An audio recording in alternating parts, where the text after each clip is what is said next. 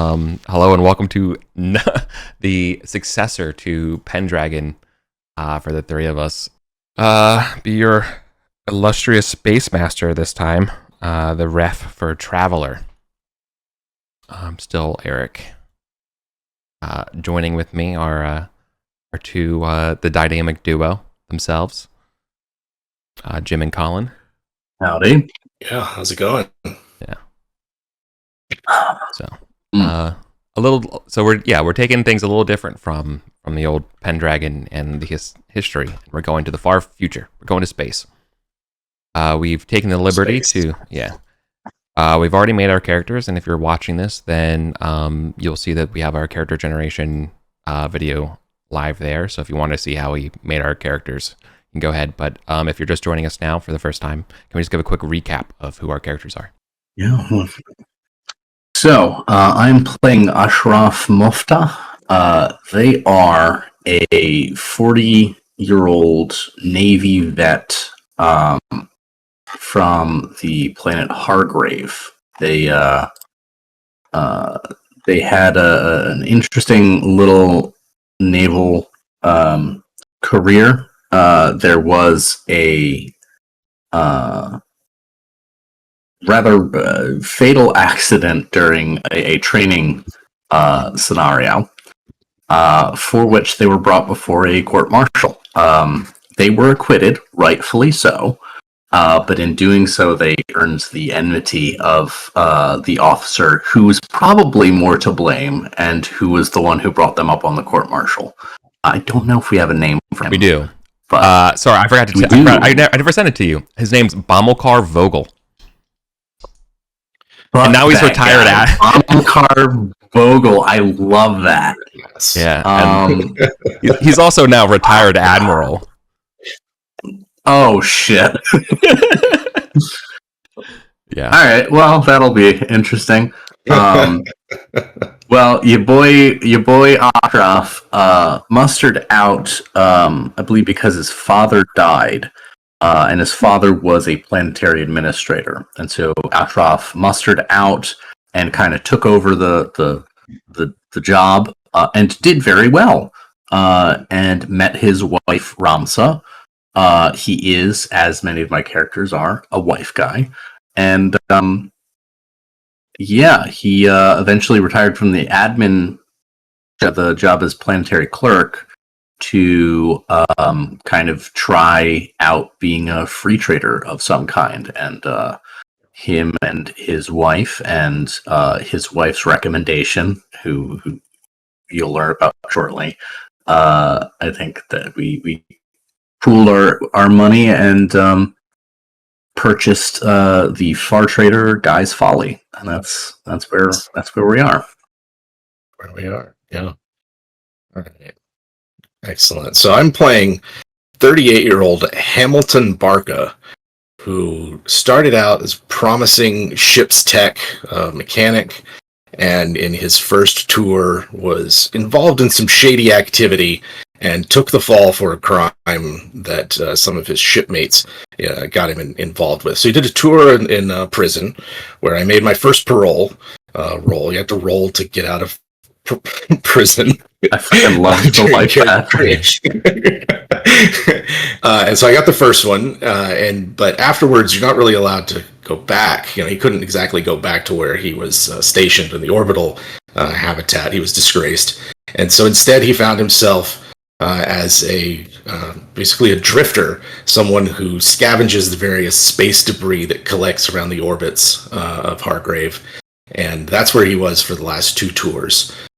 He's quite a mechanic, and he's very tech-focused, but in his time in deep space, had some severe injuries, and so he's quite sickly, and does not have a strong constitution, as it were. But thanks to Ashraf's wife Ramza, he had his leg regrown, and he has gotten in touch with some people who got some ship shares, and now he is doing what he wanted to do all those years ago, which is serve as a ship's engineer on a free trader, and hopefully at 38 able to start his life over again. Yeah. Oh well, yeah. So we'll see how the starting over goes. In general, We'll see. yeah. In general, we are playing with Mongoose Second Edition. As far as we can tell, we're using the latest edition of everything, including like the 2022 updates and all those patches and stuff. Although our Imperium may vary from yours. We are omitting aliens. We omitted largely psionics as like a real thing rather than just sort of like pseudoscience. And lastly, we're playing in sort of our own made up little sector here. It's a little bit more than like a solid sector, but you'll see how it goes. We're basically, imagine a frontier, sort of Age of Darkness kind of setting where the Imperium has sort of dimmed its bright lights, and in return, we're the outer territories. There's less control. It's turned over to more warlords and squabbling from the navy's powers, and there were some wars in the past here over that. And now we're kind of just settling into an era of connection, but not a lot of growth. In fact, the fear of technological regression, a looming war, and all those types of problems abound the sector while we are trying to start over and start fresh.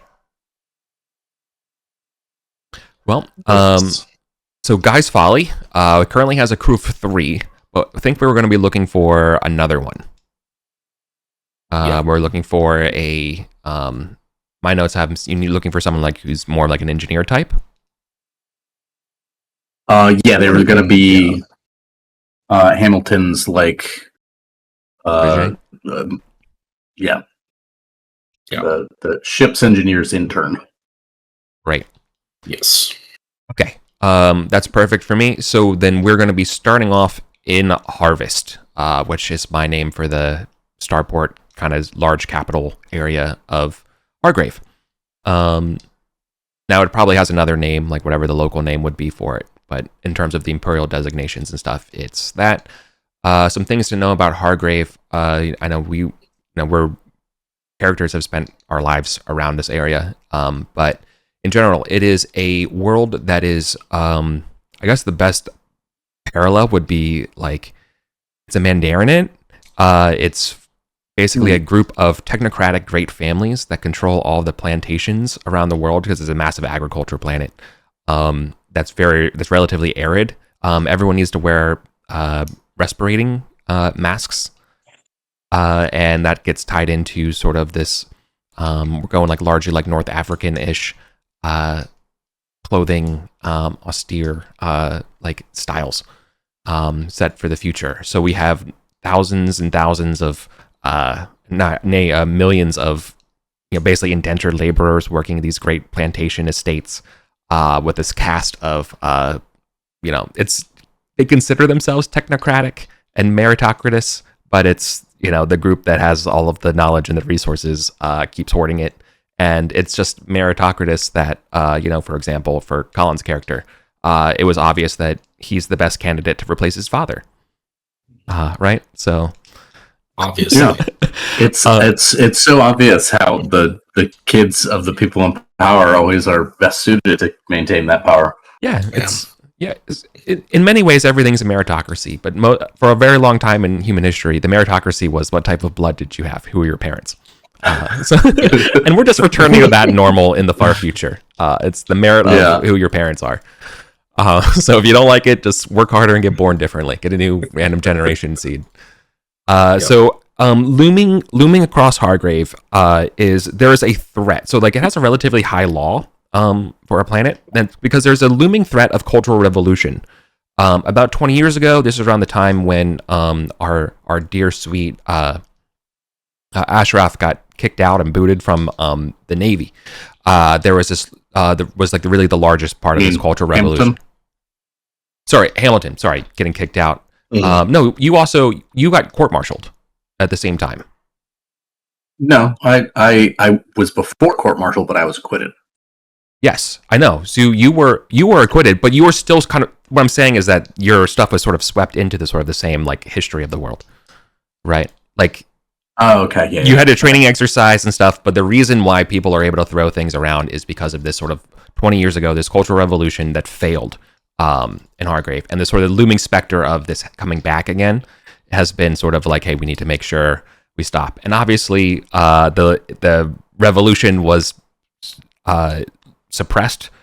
So most of the other worlds and stuff don't know all the full details. But for you all, it was just mostly student protests.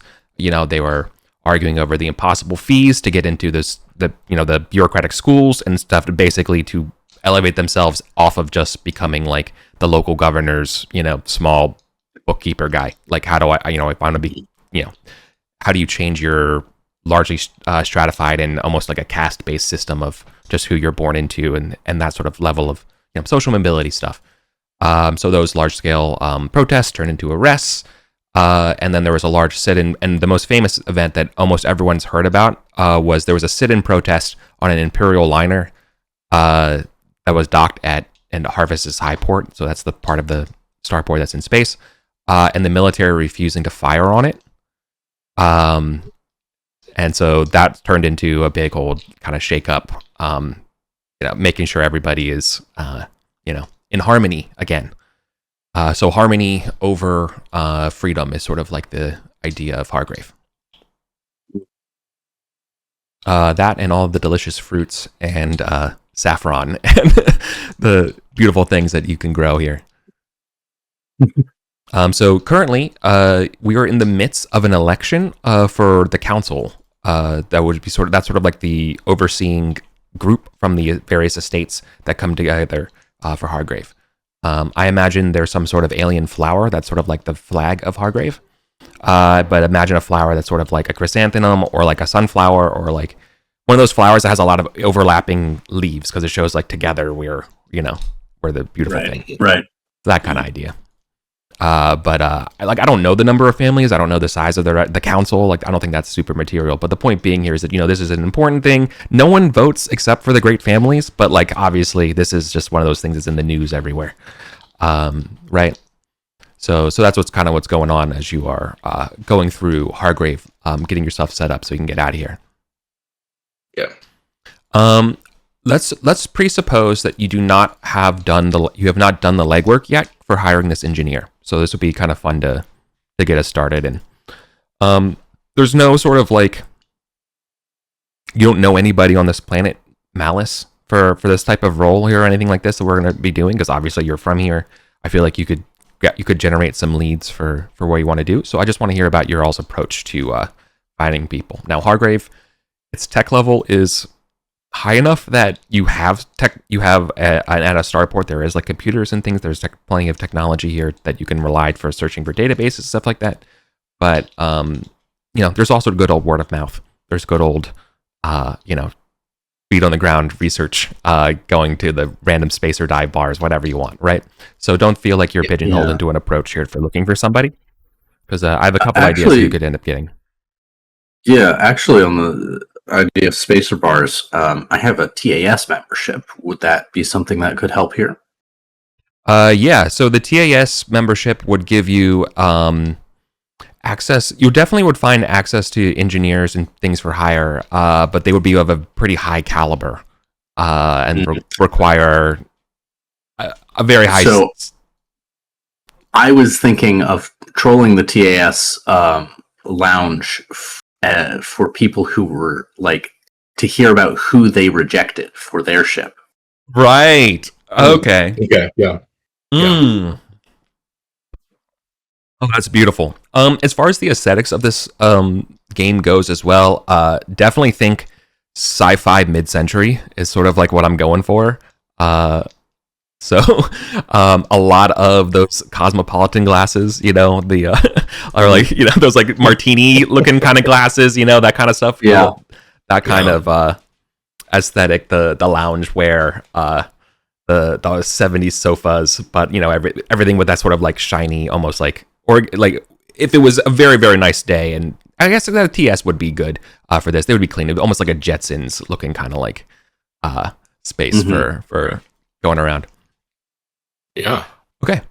Well, you flash your TAS badge that opens the doors and gates to the luxury TAS lounge area. It's much nicer than the rest of the dismal Hargrave port. You can imagine that Harvest is just reeks of like manure. Like even like on a good day, even they put this the air cycling systems they have just from all of the industrial and agricultural products just going through here, right? So when you come, it smells much better in here. Is Harvest the orbital base, or is this on the planet? No, Harvest would be. I guess it's kind of hard. It's both. Like you would just. I guess it would have had. What would we call the high part of Harvest? Like the high port. Just.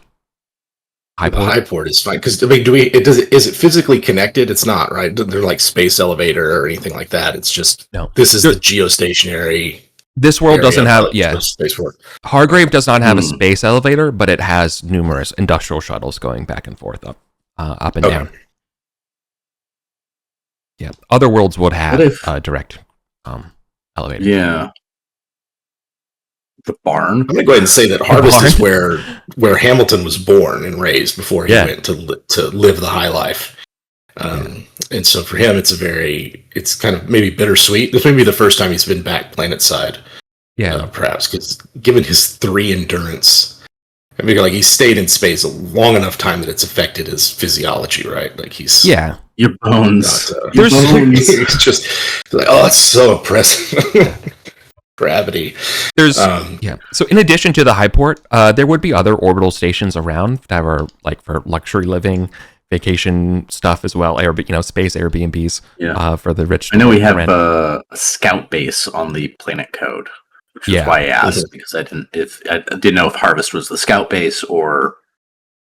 No, I think in this case, maybe would it be interesting if the scout base was attached to the barn, or should it be a separate orbital? Because they do it different ways. Separate orbital, I think. Yeah. Okay. Great. So the Travelers Aid Society, they have branches all over the different starports. They'll be flagged whether or not it has a TAS membership or not. And these folks are elite group of I think almost like 19th century English hunters in Africa, like like the wealthy barons, people who own planets have gotten together and like for the love of the game, have got together about the spirit of camaraderie and space enterprise as almost like a little fun little peaceful thing.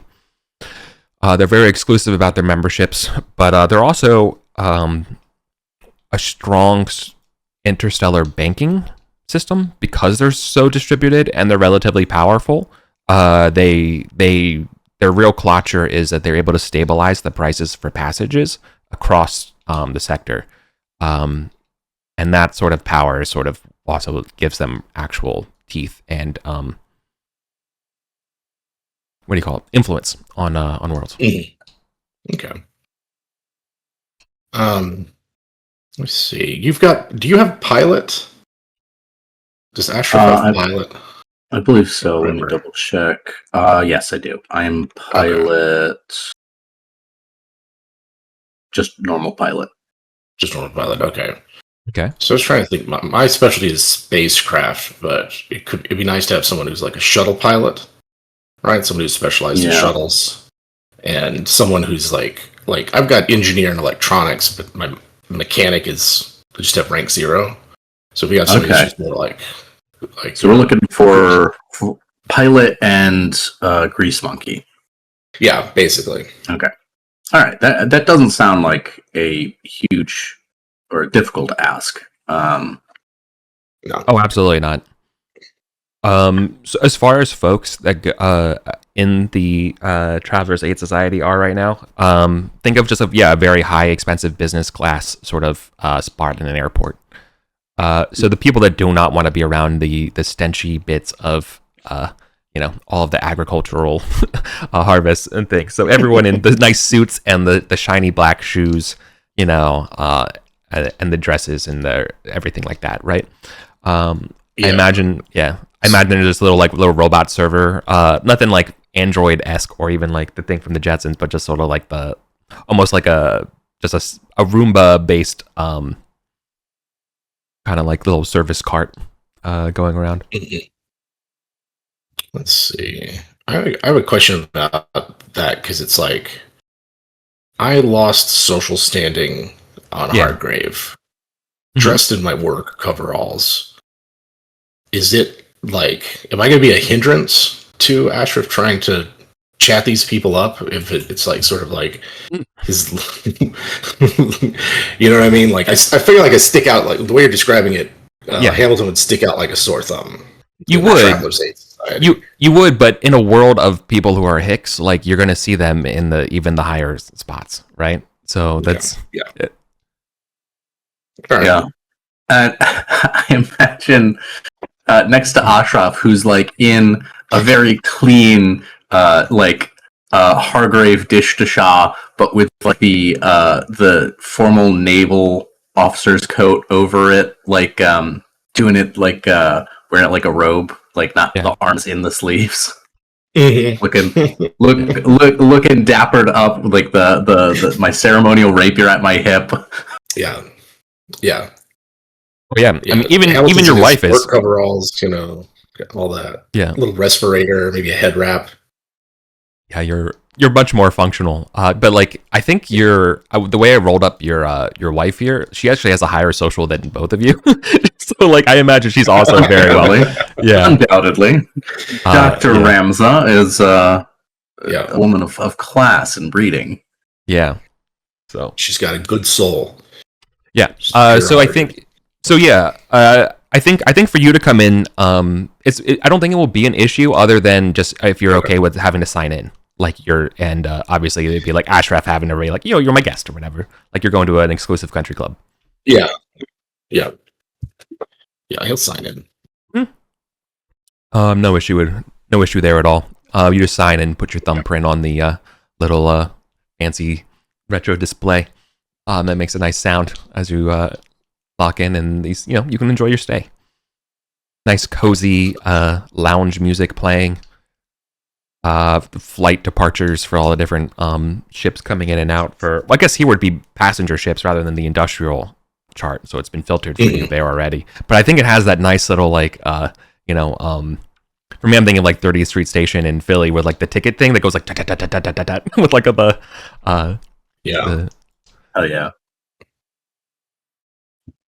changes for the flights. But right. Okay, let's see. So you can imagine there's sort of like you're seeing a lot of folks are clearly like here for some sort of like agricultural convention. So like you think of your interstellar trade people doing things for food, right? So I think here there's a lot of that. You can also expect to see that there's a couple more political dignitaries around who are coming here to watch the election kind of stuff. Not for like, I don't know, they're not like ensuring that it's going to go well or anything like that. They're just here because it's an important time.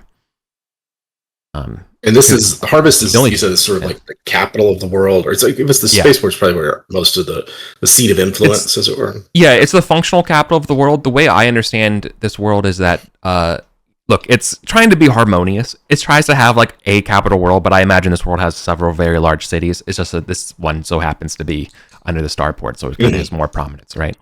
Think of it like America. Like think of it like the Earth, right? Like if someone came over, it was like, is the Earth harmonious? It's like, not exactly, but like, listen, if the starport was over America, like like that's just where it's gonna be, right? That's where people would be. Yeah. So it's kind of, think of it that way. So like, there's definitely some people. It's fair. Some people are more fair than or equal than others, but it's okay. All right. How much does it cost to get a drink around here? Like, I'll let Hamilton and Ramza do Ashraf and Ramza do their thing, but I want to just watch, see what's going on, watch the launches, that kind of thing. Yeah, for sure. I definitely like just press like some credit chits into Hamilton's and be like Habibi, go to the bar, please, and we'll come consult you if we have some questions about who we're hiring. All right. Yeah, I'll be over here. It's just I gotta sit down. I can't. It's too much. Yeah. So your poor bones. Yeah, You can- been walking too much. This is the type of place where like every drink like is okay. So they don't have any like working class. There's no PBR on. There's nothing here on tap that. It's like a cocktail place. So you're looking at cocktails. I'm not sure how much of a cocktail drinker you are, like your character is, here for Hamilton. But you can feel it's a little bit intimidating being around here. And each drink's like 50 credits, which is like your normal nightly spend for at a pub. Yeah, it's like double what I have in my own pocket change. It's just like shit. Yeah. I'll drink whatever the cheapest thing is then. Yeah. Cool. So, you have to know, you cozy up to they're all about the same. They're all the same price. So, like when you go to like say the cheapest one, you're gonna get rebuffed a little bit to be like, sir, they're all it's a fixed price menu. Yeah. Then whiskey, whatever. This agricultural world, I'm sure they've got some. Oh yeah. Cook up, yeah. For sure. Fine choice, but I think your little guffaw here is like, you get you've earned the looks of people rather than you just kind of, being maybe underdressed or whatever. Yeah. You can definitely imagine that the folks next to you at the bar have kind of probably stopped what they're talking and watching you. So you're in that sort of awkward You silence. tried to order a Fireball and it's just not on. Yeah, so now they're like, yeah.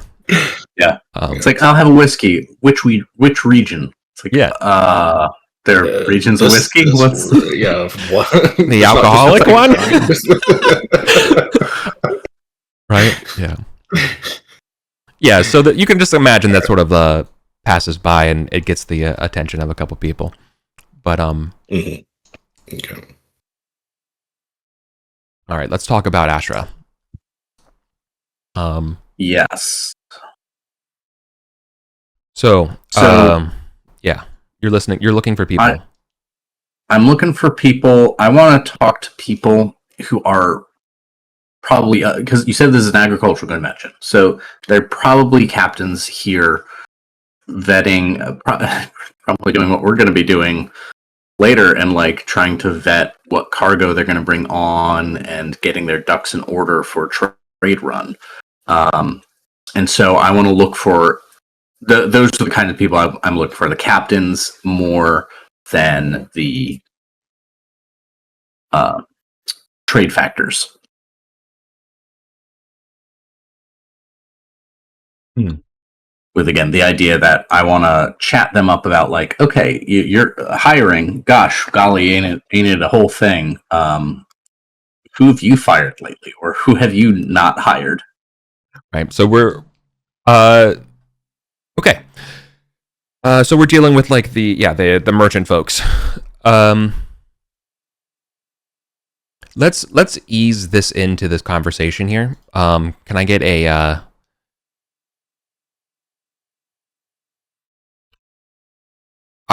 okay? I'm not sure what role I want to call for yet, but I'd rather maybe hear more about your approach. So you can imagine these guys are talking over some sort of mercantile problem, right? They're discussing about some kind of deals falling through. So it's they haven't exactly come to an answer yet. Are you the type of person who would slide in there with the answer, or will you just kind of like be sliding in here like being more polite and just gonna? I would slide in with a round, and tip it from trying to solve the problem to here's your chance to bitch about all your problems. Right. Excellent. Okay. What kind of check do you think that is? Etiquette? For smoothing things over or persuading carouse? People? Carouse? Yeah. In this circumstance, yeah. Okay. Cool. And it definitely so seems like carouse, you're yeah. Social? Yeah. I was going to say social. All right. Total of +1 on this. 6. Okay. Yeah, we're looking for an 8. At least to get started here. Okay, so I think what this looks like is that we basically just are going to waste time. Your in doesn't really work. Like they thank you and stuff, but they're clearly like really kind of fixed on this problem. This like logistics problem. So you're just going to have to wait for which will then expose our poor Hamilton to more time at the bar. All right, so Hamilton, your drink is getting low. Your credits in your pocket are getting lower. I'm not sure if you're nervous enough to order another thing, but when you look back at Ashraf and his wife Ramsa, that like they're not really getting any inroads. Is this like sort of a trust the process situation, or is this like do you take matters into your own hands? I think he's gonna leave and go to where the hires are. Like we're trying to find people by talking to their boss, but the people we're looking for aren't here. They're somewhere else. They're down at the Greasy Spoon or whatever, Yeah. And so I think he's just going to catch Alps's eye, thank him for the drink, raise his empty glass to him, and then, I don't know. We've got I don't know. I bought a mobile comm, so I'm assuming we have some way of communicating with each other outside of face to face. Yeah. Can you do me a favor, Colin? Can you roll a d6 for me? This will help determine the amount of time this is going to take you. Okay, great. Okay. So it's going to take you literally 4 hours. So you can imagine that you're doing the math here socially, and that getting this conversation in, you realize this is going to be kind of an all day thing with them. You will get the answer from them for sure, and it'll be good, but it will take you the rest of the day. So if you had any other plans, strike them out. Okay. But so that's what's going on for your fail. But so Hamilton, let's do that. You don't need to the starport like the back of your hand. So the barn. So you definitely would know where to go. So are you looking for fellow spacers who are kind of already between? You said the hiring hall, more or less, right? Basically, yeah. Looking to see. Okay. Who else is out there? I guess maybe the approach is from the other end. If Ashraf's trying a top-down approach, then Hamilton tried bottom up. Right. Well, okay, so then there's two buckets, and they go to different places, and I think what you're describing can go into either of these buckets. I imagine the folks that work on ships, they're kind of like a tight family. There's probably not that many of you in the entire world. Like in terms of the whole sector, there's probably a couple, there's a couple thousand if you're not including the military, right? So running freight and things like this. So people know each other, more or less, the reputations and things like that. So do you want to go to existing working spacer bars and work with that sort of hiring pool? Or are you looking at the up and coming people who are maybe just shuttle runners and stuff like that, who are not necessarily already in the circuit of I'd prefer to go somewhere outside of where someone who might know me or know my family. Right. So then not the first bucket is the problem is the first bucket is exactly that situation. It's people who would know your family, everything like that. Yeah. Okay. Right. So you're going to deliberately try to avoid that scenario. Okay. That works for me. Yeah. So we're going into the belly of the beast of the barn. You're really going up to the where all the dock workers are and the shuttle drivers and stuff, and where they hang out. Yeah. Okay. Yep. And so you're looking. So now you have to find someone who's a farm boy with great ambitions who wants to see more of the world, kind of thing. You're looking for someone who's not just content with just living Hargrave, getting paid the good money, being a shuttle driver. Yeah. So okay, great. Take a while. We'd start out by just watching people, see if there's anyone who's also just hanging around, who might be trying to catch somebody's eye, or if there's anyone around here who's a foreman or a supervisor that oh Jesus. Talk to. Oh my God, yeah. There's too many supervisors. Just take his time.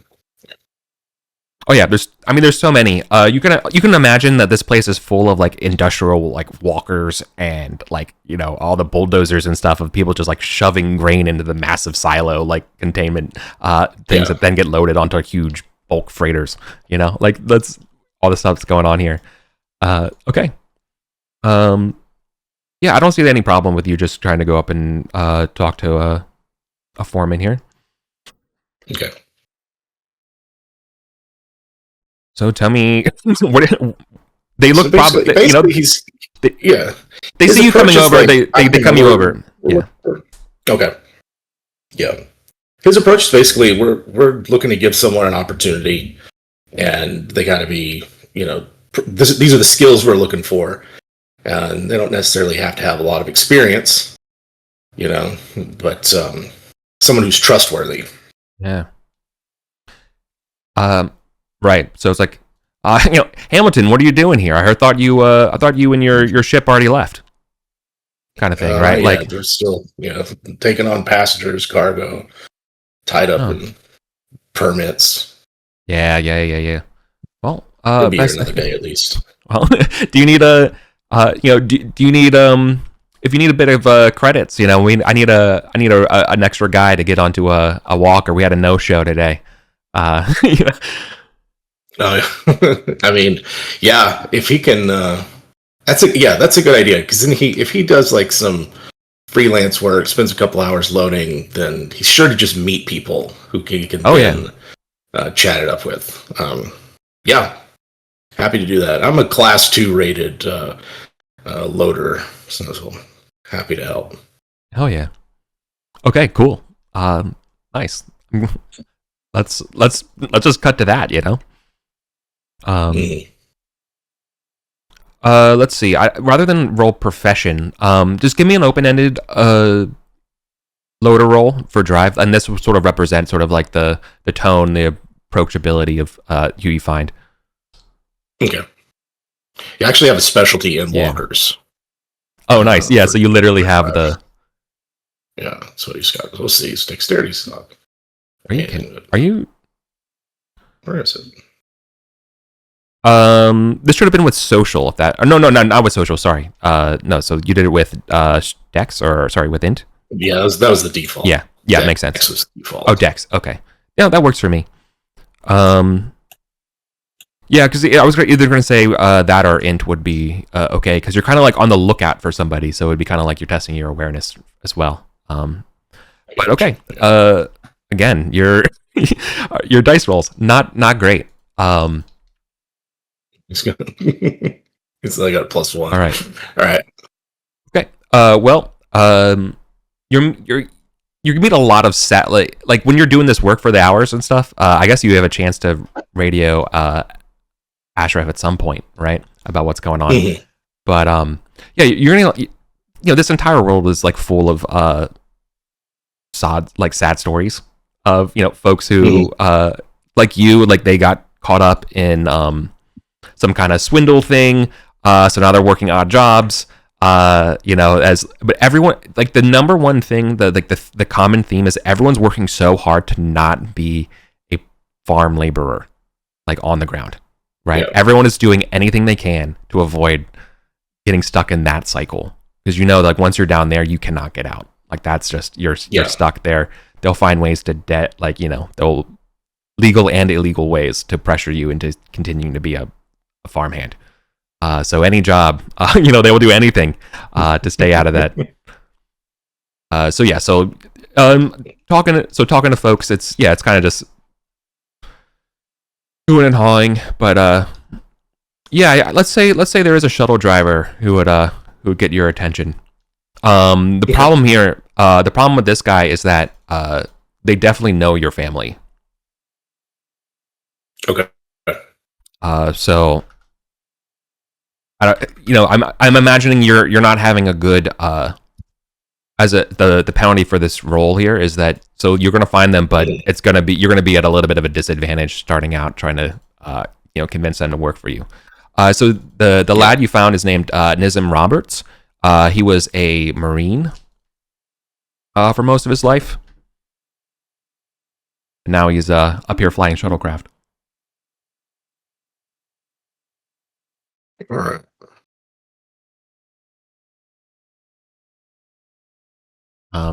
I guess we'll just try to chat him up, see if he's interested.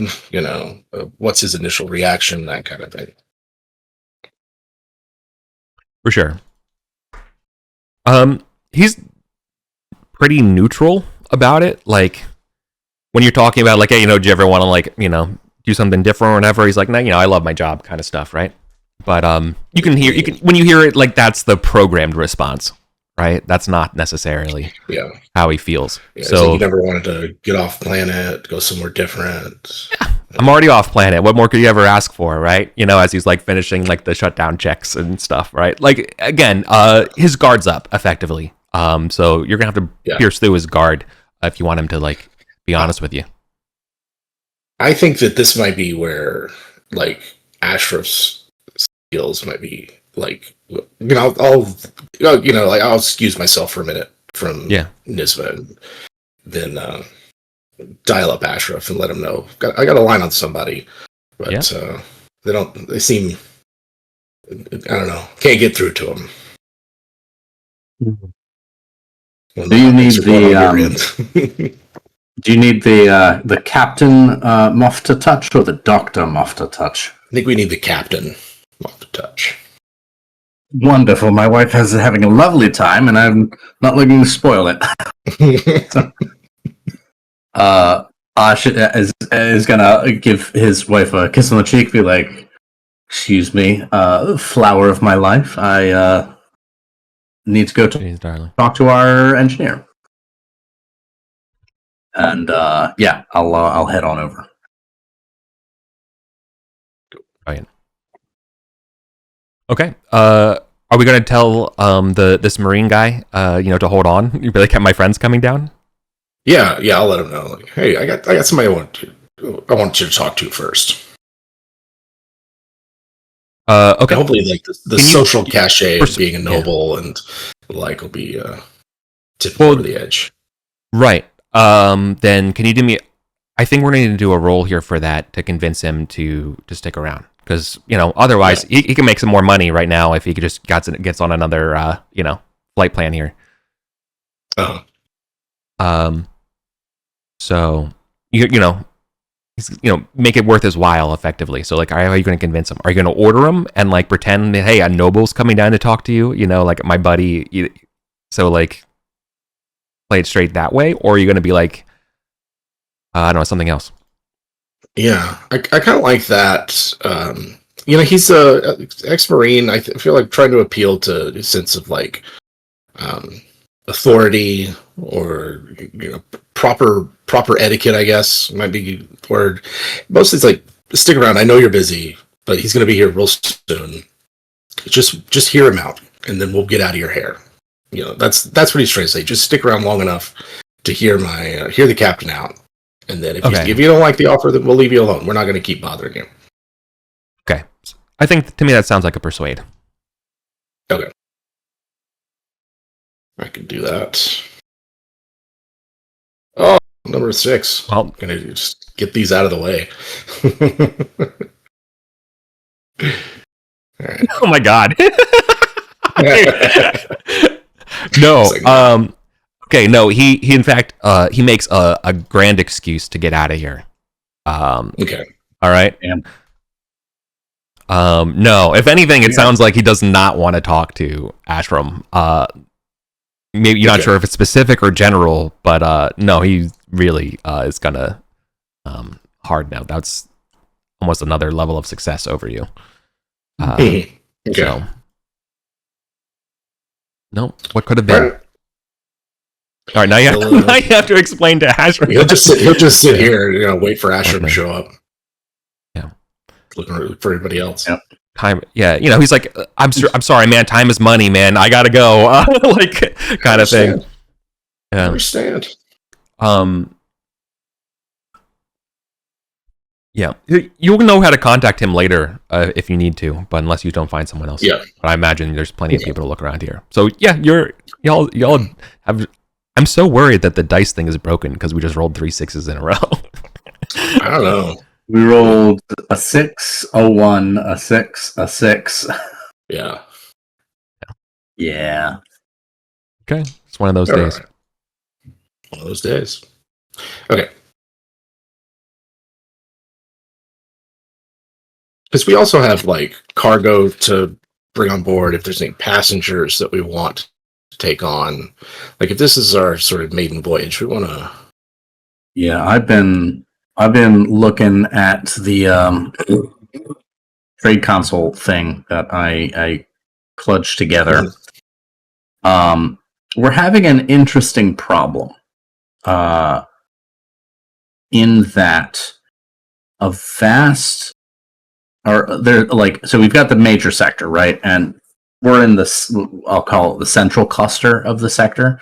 Yeah. Hargrave, Harper, Crawford, Mercer, Grubb, Skip. None of them have particularly good sale mods. So like, it's hard to sell at a profit at most of these places. I've been looking, and the mods just aren't there. You can buy a lot of things for cheap. Yeah. But it does look like if we want something more lucrative, we are going to have to spend some time either schlepping up to Gilgamesh and the unnamed planet. Yeah. Enkidu? Or Can you not see Enkidu? we can see it. It doesn't have the name. And consequently, it is not in my trade console. I thought it was like, I don't know. Oh yeah, I never hit the controlled by all players thing. My bad. Okay, I can quickly add it in. It's not a big deal. My bad. It is low population and poor. Yeah, I'm actually guessing that's not going to be a great market anyway. So no, not at all. It has a naval station though. It's one of the other active Navy bases up there. So think of like a remote naval position as like what Enkidu's really is. Yeah. Okay. So yeah, I'm looking and like, but yeah. Right now, the best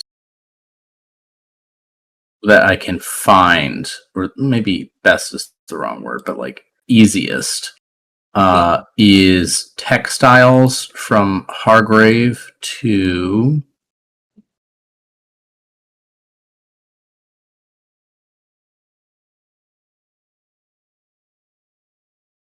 I just had it.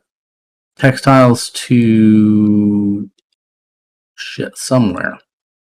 Skip. There we go. Okay. Because we can get textiles majorly cheap here. The purchase modifier is 7. Okay. So we can, unless we roll particularly poorly, we're going to be buying at a unit price at like half. Yeah. Unfortunately, at Skip, we're only going to be selling at basically market value. So, and I am seeing now the math of a far trader having a pretty premium on space, cargo space. So we'll see. We'll see is my point. Okay. But that, in terms of trade goods, I think that's our best bet. Is textiles. There also might be something in live animals to over to Crawford. Yep. But the problem with that is live animals are fucking expensive. Right. On a unit price, we can only get a couple tons of live animals versus basically filling our hold with textiles. Yeah. The good news is we're pretty well situated for mail, if we want to get mail to carry. And not bad situated for passengers. We'll see. Those are much more role dependent, I think, because but we should be able to get some. Yeah. I think you've been at the port long enough to know. There's 5 passengers available. I'd be willing to. Okay. You already did. I did the rolls. Yeah, I did that roll for us today for the start. What kind of passengers? We have 10 basic berth and 6 low berth that we can offer. Yeah, it was there's medium, basic, high, and low, right? High, middle, basic, low. Right. Great. So there were 3 high passengers. In fact, you probably met one of them at the bar, the TS that you're already at. and then 2 middle. Okay, so we can't, not a lot of low take passengers any leaving. passengers. Well, that Not a lot of low Okay. right now. Yeah. Ooh, how poorly did we roll? You rolled basically the minimum. It's like what you basically got 3. I rolled enough. I got 3 dice worth of people, and I basically rolled a 3 and a 1 and a 1 for people. I think. I mean, Okay, that makes I have sense. you roll different. You roll individually for categories. So I have like you roll Oh, 2 not dice total. for hot. Oh my god. Oh, that makes a lot more sense. Yeah, because you get fewer dice with high and more dice with low, and then the others are the average. Okay. Well, then that makes it much better. Heart attack 4 over times. here. 1 each for low, basic, middle, and high. Oh, okay. So let's see. The other one was So we still need to 3 dice.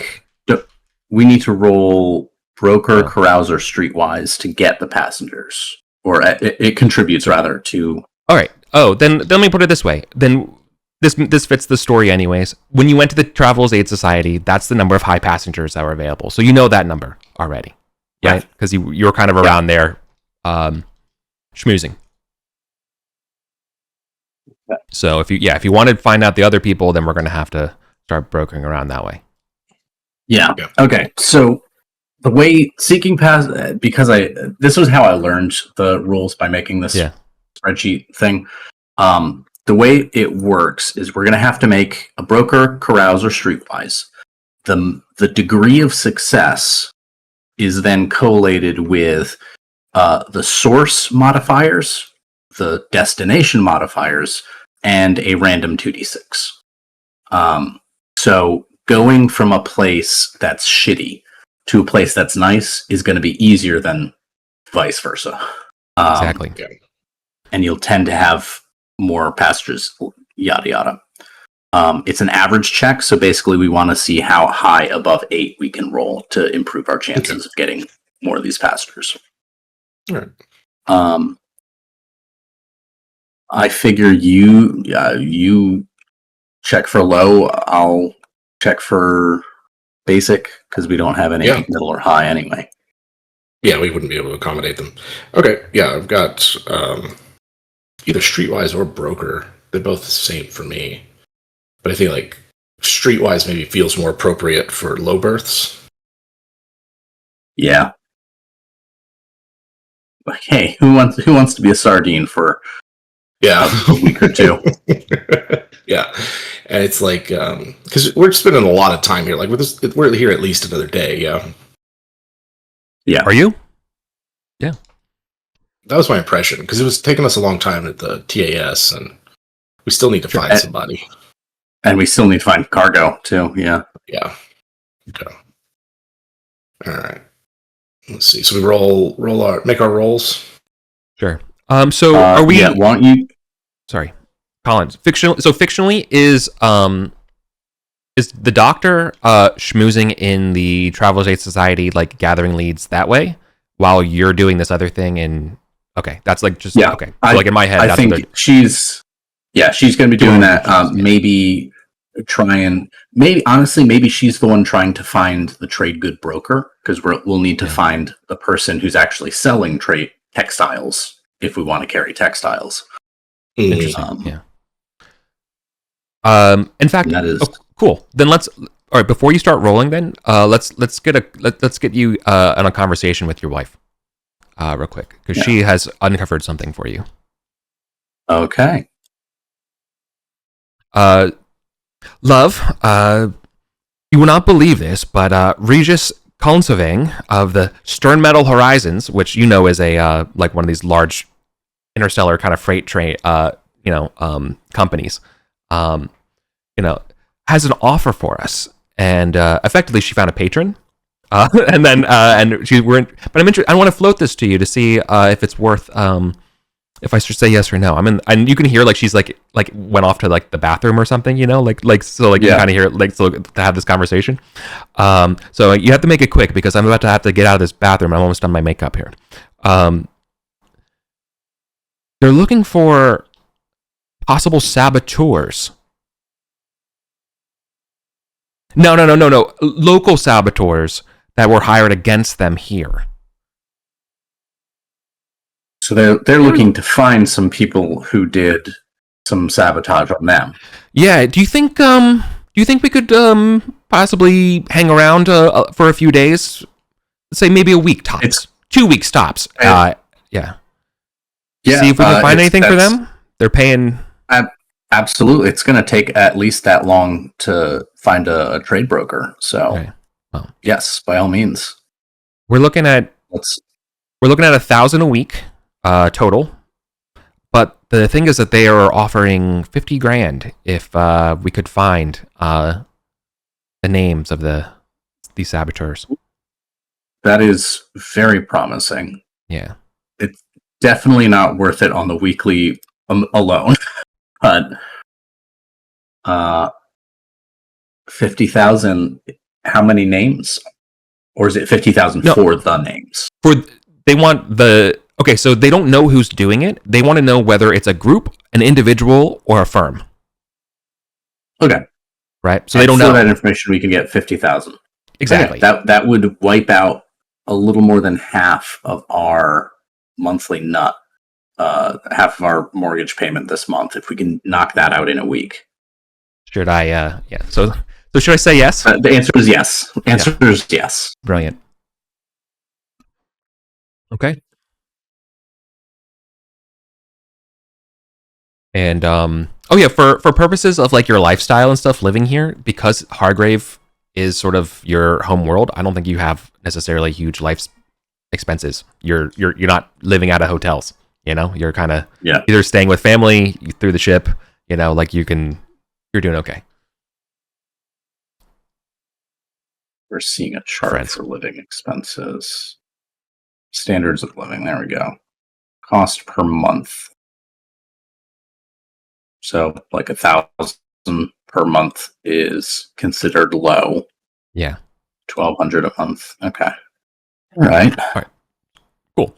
Well, keep that in mind as we're going to start looking around. Our ship is in orbit or on planet side? Shit. I think far traders can land in atmosphere. Yeah. Yes. Okay. So your ship can either be down port or low port or high port, whichever. Yeah. I think low port, considering the goods that we might want to take on. Yeah. Right. And also keep in mind, like while doing the brokering, this is for whole trade. We're not talking about if you find somebody who wants something specific or whatever. You know, then maybe the price could be better for certain things, but gotta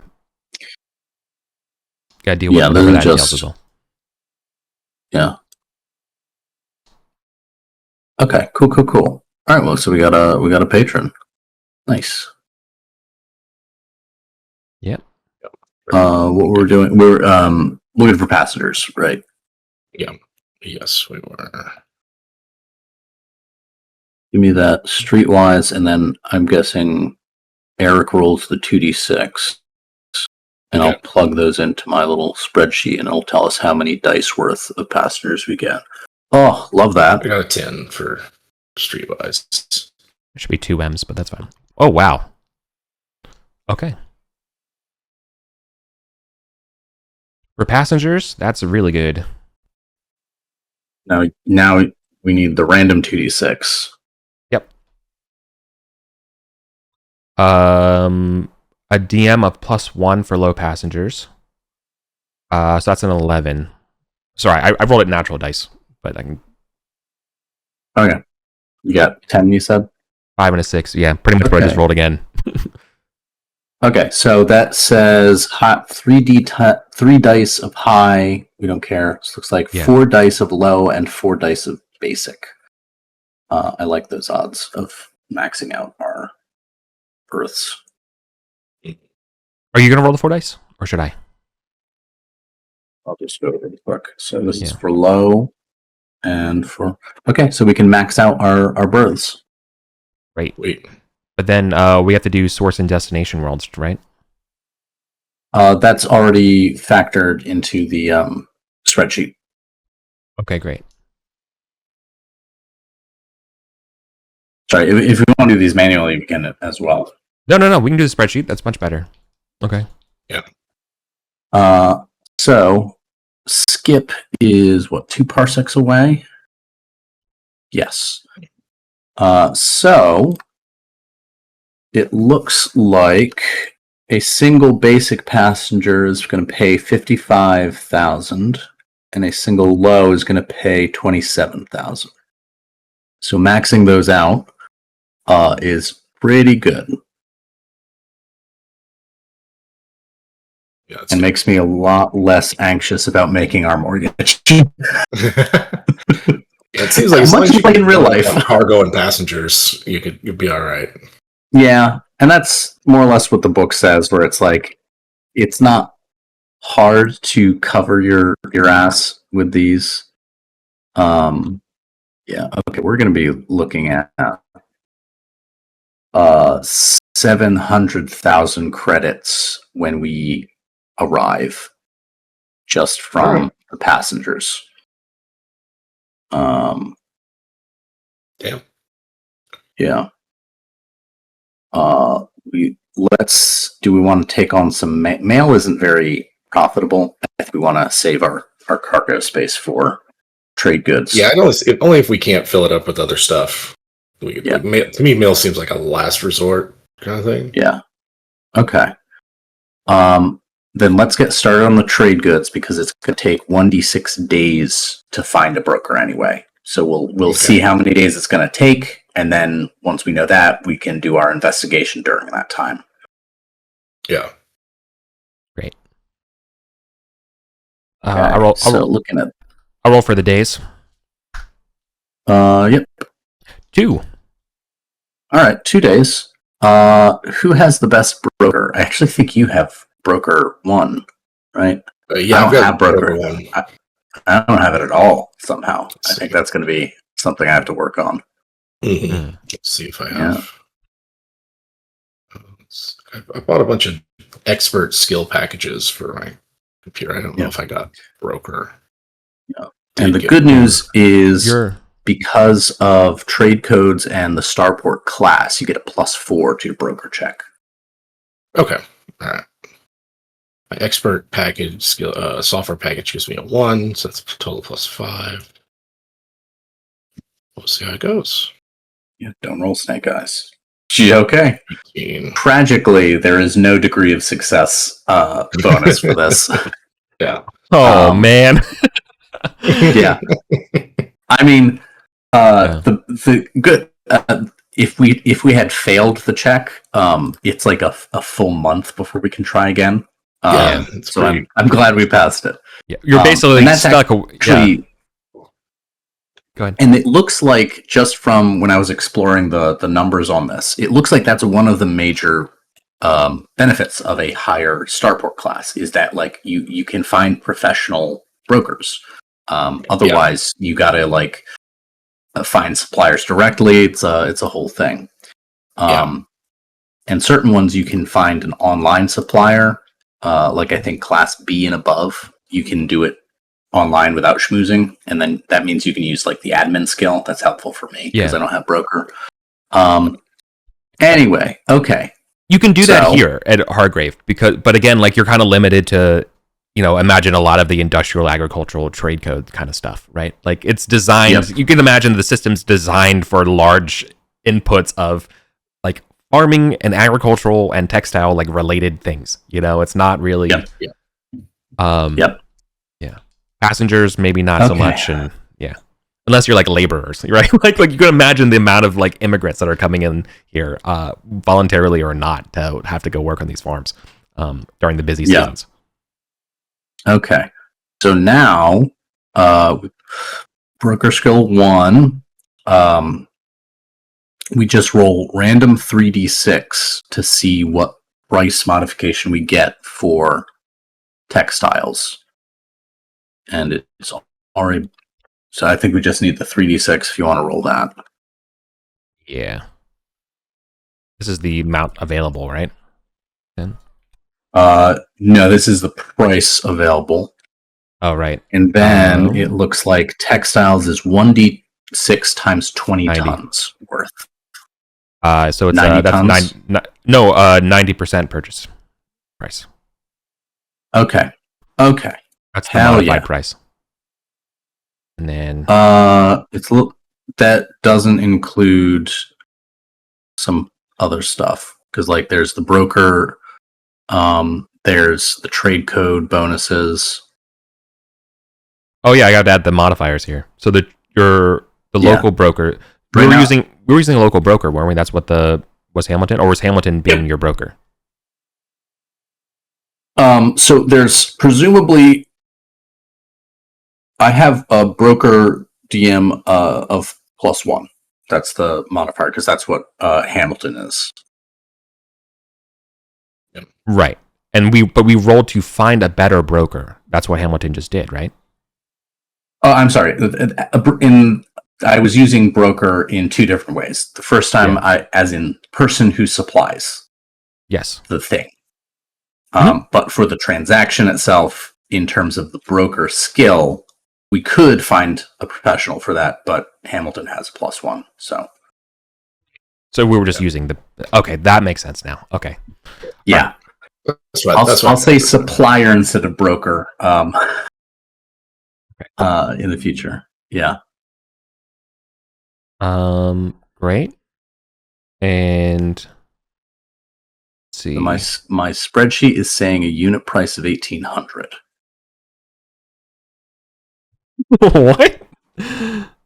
As a Because we get final, yeah. Let's yeah see. Minus get any DM the- for sale team. Right, because then we have to go down the actual trade good part. yeah the purchase modifier because of our trade codes is 7. Yeah. Oh, that's what I was missing. Okay. And I didn't roll a single die times 20 for the amount of tons available as well. 6. Okay. Buku. So we can max out our cargo space as well. Right, because agriculture great, makes it yes. +7. Right. Okay, no wonder. So Yeah. everyone just makes clothing, and we love our fabrics. Yeah. Okay. Load So up on some linen. With 63 tons of textiles, we're gonna need to. Ooh.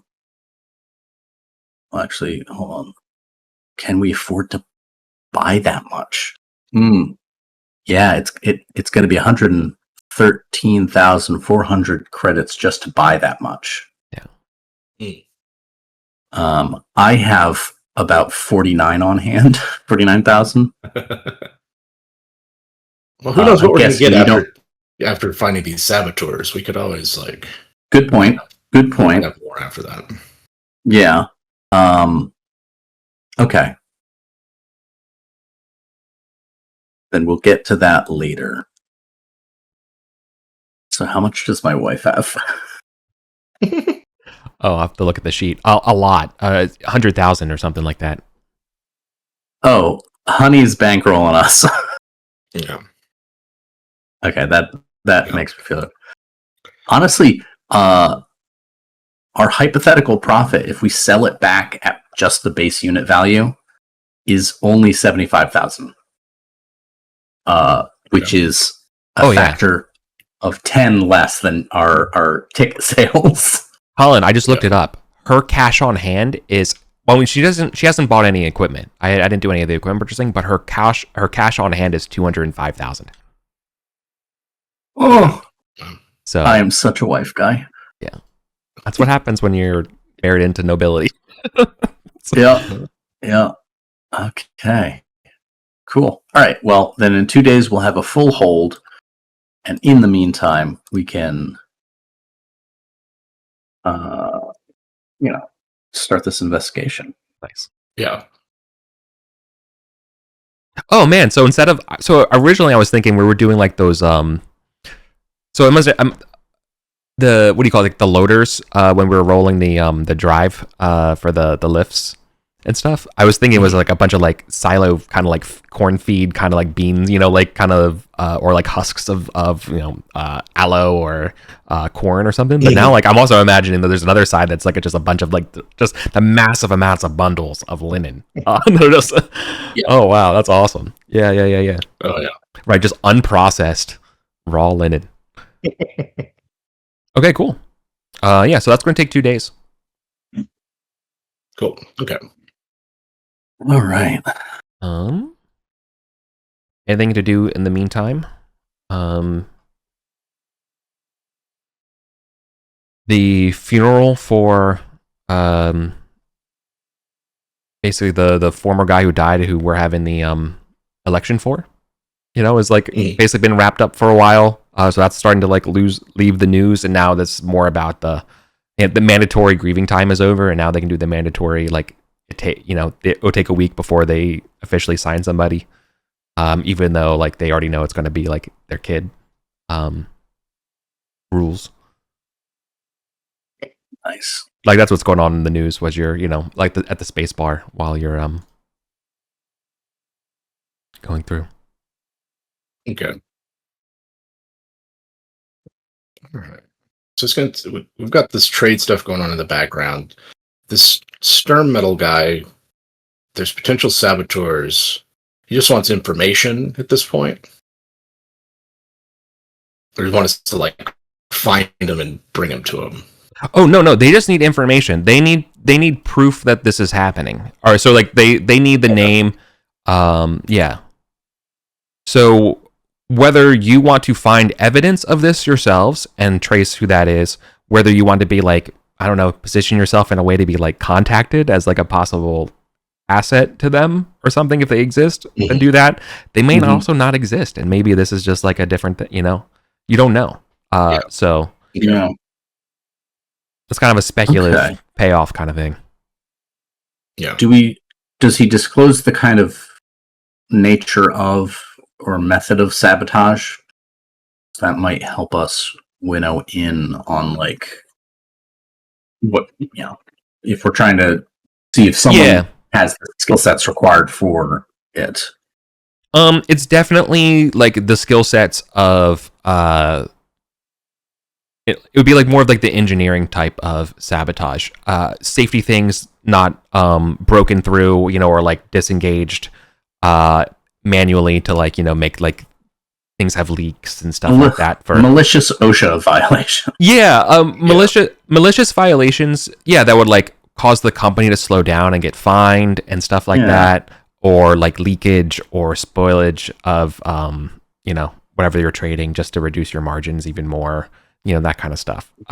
Things that should be kept at 3, maybe like like your refrigerator temperature maybe is slightly too high, so there might be a little more spoilage than like the normal one, but not enough to trip the sensor, kind of like it's clearly like someone knows the rules and regulations and is using that to like either to avoid them, get them arrested, in trouble during inspections, like random naval inspections or that kind of stuff, right? So abuse of the law. It could just been like somebody's mistake.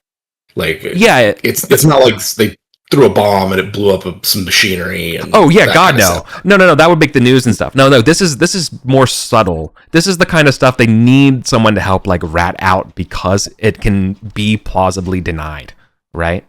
Hence why that's why they're throwing a little bit more money at this to see if you can catch the rats. Yeah. So, I mean, to me, that thinks that whoever the saboteur is, it's got to be an inside job in the sense of like you need someone on site to kind of do these things, because you have like it's the confluence of not just knowing what the OSHA regulations are, but knowing what the standard business practices are of Stir Metal itself, right? Right. Yeah. Because because company access to the machinery get in without being noticed. It's it might be, for example, in the national standard for like when you should or shouldn't give a patient nitroglycerin is different than the state standard, right? And our state does that because we want to have more wiggle room before it gets really dangerous. So you're often giving it, and so You could be a stir little metal more might proactive, have that same thing, right? It's not enough to know that you need to keep this refrigerated at least 60 degrees. Well, stir metal might build in do it at 40 degrees. So that those kinds of deltas, I think, are what we need to look for. Are like where do they need specific knowledge of the differences between standard practices and OSHA compliance? Okay. Oh my god! Yeah. Cat. Yeah. New cat. Yeah, new cat. This is Samson. Well, let's go. So are they going to give us access to their facilities? They want us to do this. Like, I guess there's some questions I would have of the patron before we even get started, which is like, have they talked to their own, employees to see if they saw anything? Like, they conducted interviews or, yeah, they're claiming that they are local hands that have been hired to do this. okay. So basically third-party contractors, which would be anybody basically on the station, right? Yeah. Basically think maybe like the that bucket that you didn't look at, the ones that might know you through family contacts and stuff through the it's like that group. That group. Okay. All right. Well, let's see if we can find out who's been working for Stir Metal recently. Yeah. I don't think you need to make a roll to basically generate that list, but help me. The problem is that the list is going to be too big, what are you going to do to lower down that list unless you want to just nod and just whittle it through some time? I think it could be, just use his engineering background to be like, this person wouldn't have access, this person wouldn't have access. Yeah. Like, ooh, yes. Let's take 2 points and try and collate them. So you have the know-how of knowing how these things work, who would have the physical access. And on this side, I'm thinking I investigate whose finances look a little weird, right? Like who's got more money than they should or owes more money to people than is healthy. So because that's the other thing is who, I guess who would have. Well, I guess maybe that's what we're trying to figure out is who would have done this. Is it a rival? Is it a disgruntled employee? Okay. So questions we can answer. Right. So this is once you had a second now, because we had some days after the brokering and stuff, we can talk to Ramsa about what more of the details as they're filed in. Mm-hmm. So Reyes tells you that, or has told her, and she's telling you that these sort of like accidental sabotages and stuff are being done. They think through through her own internal investigations. It's being done through secondhand contractor types on the station. She's narrowed it down to a couple areas to look at, like specifically sort of like where you're at around like the loading section, like that level of people coming in and out, and the other group would be like sort of the spacing group. So she wants you to go check out the spacing group, which is located on it's literally just called like 3A, which would be like the third level of the thing, because that's just the name of the bar that you go to, right? You can kind of imagine that it's like there's probably like a standard thing in most Imperial starports where like 3A is sort of like that's where the service people go and that's where they drink, and like that's that level, and then there's like the higher level for like the tasks and all that, like the ritzy people, and then like the working class spacer group is always like 3A around. So they need you to troll around 3A, which is a collection of bars and stuff like that, right? For those groups to see what you can find. But they don't know if it's political. They don't know if it's like economic, like just personal. Yeah. So they need help. All right. So you wanna just lie and wait? Let's lie and wait. I mean, we've got some time. It's going to take a while, and I think we ought to just see, especially like this idea of like who's a big spender all of a sudden, or who's in a lot of debt. Those might be good people to start with. Okay. But using our two categories to narrow down that big list. Yeah. Someone who's been hired to do something illegal might have would probably have the wherewithal to like not flash cash, maybe, unless they were bad at it. But even someone who knows not to flash cash might make the mistake of not taking on work. Right? How unusual is it if it's like, okay, he's not spending more than he does at the bar, but like he's not looking at the trades daily to see like where his next job is, and like that's something you're doing if you need to actively work. Yeah. He's not on the looking for work list. Right. So all right. So then I think you need to. So we need to go troll this area for a while to develop the list of people, and then you can filter the people that way. I think that makes sense to me. Yeah. Okay.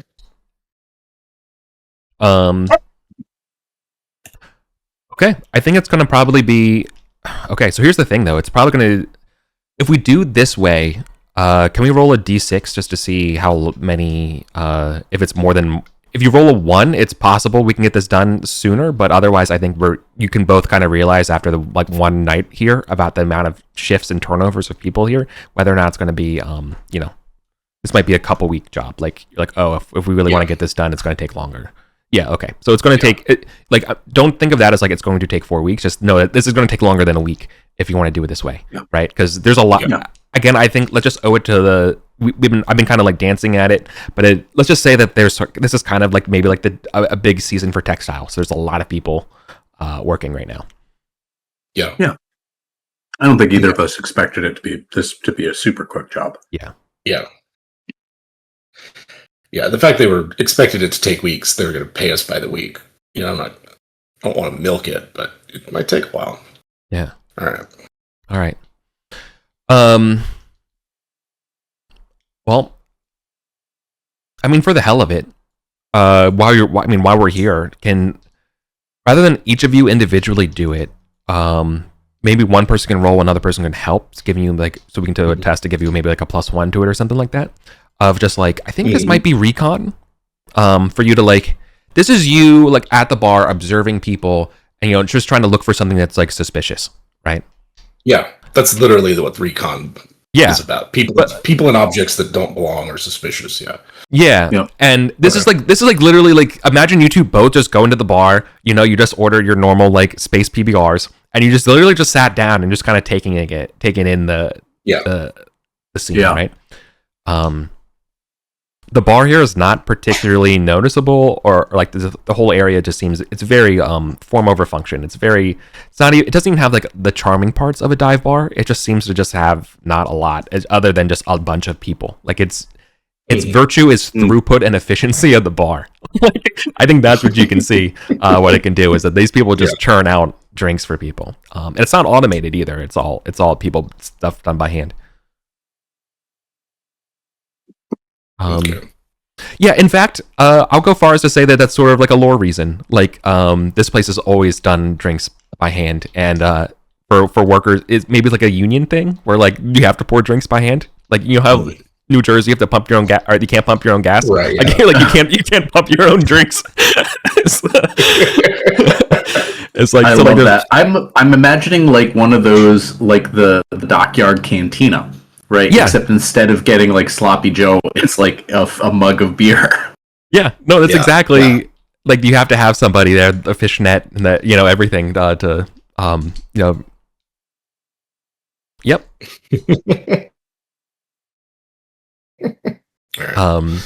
Cool. All right. Well, I've got ranks in recon, but I will say that I will say though, for like Hargrave, maybe, so like this bar doesn't have anything of note, but I imagine Hargrave has like probably one of the best selections of beers. the agricultural worlds probably do have some pretty damn good beers. Yeah. Like you're not gonna, you know what I mean? Like they have some things on tap that you have to get in bottled on Grub or Skip. You know what I mean? So Nice. okay.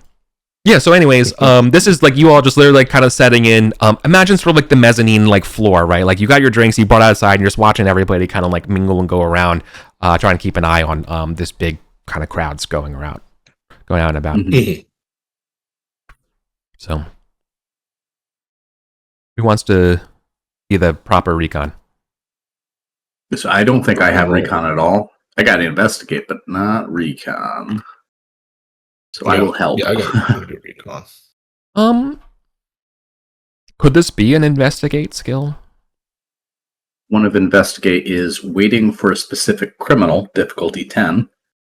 I mean, 1d6 hours. I mean that's literally that actually kind of that's like literally what we're doing. So why do I think it was recon? Is there just overlap with recon? I mean, recon has a similar. I think there is. Like recon is a traveler trained in recon is able to scout out dangers, spot threats, unusual objects, or out of place people. Working out the routine of a trio of guard patrols, spotting a sniper before they shoot you. Yeah, let's say this is investigate. Yeah.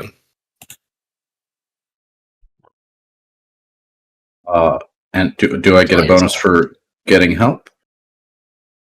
Yeah, I mean, a recon skill could, like helping with recon here would make sense. Okay. Mechanically, what does that look like? Yeah, they gets a bonus. Okay. Ow. Okay. Ow, cat. Kitten. Ow. No. Okay. That's my minimum roll. Damn. Okay, Oof. never. I don't know. I stay away from places like this. I don't know. Oh, I would have passed with your help. Yeah. Yeah. All right. No. This week just kind of shows that it's just you're just kind of just having a hard time figuring out what's going on. You literally just sat down. You're just kind of just taking everything in. There are a lot of people here. Yeah. I think if you did pick up on something that would be a little bit different and odd would be there's kind of a new fad going around. Like there's these special little bracelets. They're made off-world. They're made from some shells from Mercer, the world from there. So like just you've been seeing more and more of these people just wearing these like bracelets. Okay. You remember like that part of the early 2000s when everyone had those hemp necklaces with the stuff? Yeah. It's like that. Yeah. That's a shameful moment in our history. Yeah, exactly. Yeah. The dark times. It's just like it's literally like there is no thing other than just it's a fashion thing. People like them. Yeah. People like them. Yeah. All right. Nope. Cool. Well, I guess we'll keep it up. I mean, if it takes a while, it takes a while. Okay. Well, then we will be getting a check. You'll be getting your check in. For they are paying you correctly through your bank account, right? But nope, nobody. You don't see anything out of the ordinary, or you're not contacted or anything like that for this first week. Okay. Your goods have been dropped off into your ship, right? All that's cleared away. We still don't have an engineer. Mm-hmm. Yeah, it's been a really productive week. And now, and this whole week, now, hold on a second. Like, did you already hire the passengers? Presumably, they're also expecting you to. Together. You probably have to like fly at some point if you have passengers, right? Like legally, you can't just say like, "Now I'm going to wait another week." You know? I don't know what it says or how long it takes them to get their stuff together. I don't think there's like a rule, but I just imagine that when you look for passengers, there's an expectation in the same way that Travelers Aid Society standardizes the prices. There's a standardization of like, your flight's supposed to leave within a certain amount of time. Yeah. Right. Now you can you can obviously skirt around that by being like, well, sorry, we have to do an inspection, or like there's an engine trouble, or like there's a legal thing, so like you're just gonna have to wait. Yeah, right? I think we can buy some time by being like we're not able to take off just yet. Yeah. Sure. We're still All waiting on something. It's interesting that freight is the only one that has a built-in mechanic for late fees. Like cargo you buy yourself. Doesn't matter when you sell it. Yeah. Mail doesn't have a deadline. Which is also weird. Yeah.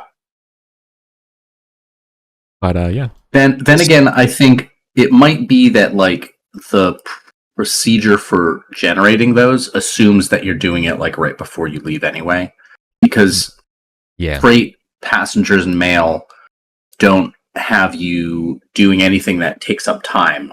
You're not looking for a supplier. You're not looking to wait for more tons of goods to become available, etc. Yeah. It's just like there's freight available. This is like the standard. Yeah. Whatever you just roll. They're you have 3d6 of minor lots. 4d6 of incidental lots, etc.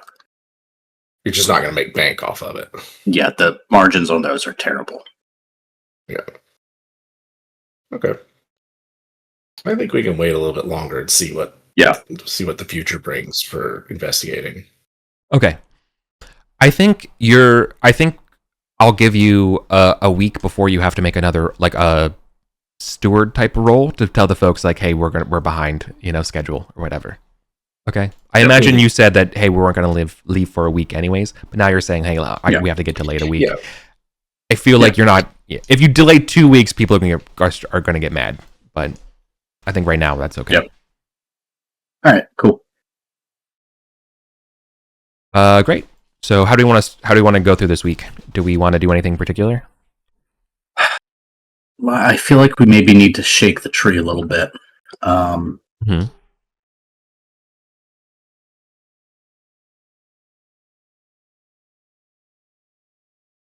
The two ways I can think of are either leak that we're looking for someone and see who runs, or honeypot, put out feelers that we're looking to hire someone for a job very similar to what was done before and see who bites. Both of those carry essentially the same risk, which is tipping them off. So right now we're just two people sitting in a bar. Yeah. How frequently are these sabotages occurring? Is it like a one-time thing? Do they keep finding them? No, it's like a one-time thing. Okay. I was going to say, if they keep finding them, maybe we could go do some undercover inside their facilities and catch them. But if it's a one-time thing, okay. Have we been able to narrow down whatever list of third-party contractors that they gave us during this time? Because we're just looking for people like you've information. Yeah, so the list that you've gotten, I think you were able to help narrow down that it's like a certain, like I think you narrowed it down to the shift, so like when you should be looking at the bar, so like so you need to be looking from the hours of like the midday to evening shift, that group from basically your 2 to 10 people, so you need to be who are like off at that time, like those are the guys you're looking for. You're and you can deduce this based on like you've been at the dock long enough to know like the hours of when this could have happened, how they could have done it when the ship was left and was damaged, and like it had to happen in this this type of time frame. Okay. So I'll give you and I'll make the difficulty for this investigation one less so every time you fail it will get a little easier. Because you're learning from basically for free. I'm letting you learn from your mistakes, right? About like, okay, it has to be this way too. Yeah. Okay. All right, go try again. Yeah. I mean, yeah. But you can also, Let's see how it goes. All right, that's better. Oh, nice. So you get the 1 2. All right. Yeah. All right. Hey. And there we go. 11 with the help. All right, now we're cooking with gas. Right. Okay. So this week we were able to find someone who's not looking for work right now. Is former scout who's been looking for work, an engineer actually, named Aaliyah Brooks. Now, all you have right now is circumstantial evidence that she's tied to this, and you don't know, and you don't know if she's, doing this on her own or even if she's involved. But yeah, like so let's say through your investigation, you're like, okay, no, it's got to. It might be her. Like that's okay. So you have you're basically at the hunch stage. That's promising. Yeah. Okay. So now we know which tree specifically to shake. Yeah. Do we have any sense of her personality at all? No. This is like a person of hundreds to this high port. No. Yeah. Okay. She looks well put together. She doesn't like maybe implying that through either her scout service or her military like style background, like Yeah, you gotta have a little bit of gumption, a little bit of discipline to risk yourself with this kind of corporate sabotage. Yeah. She probably has a little bit of she's been looking over her shoulder more than like probably others as well, so maybe like that would be like a little bit, maybe it's like, I don't want to say paranoid, but like definitely like nervous. Okay.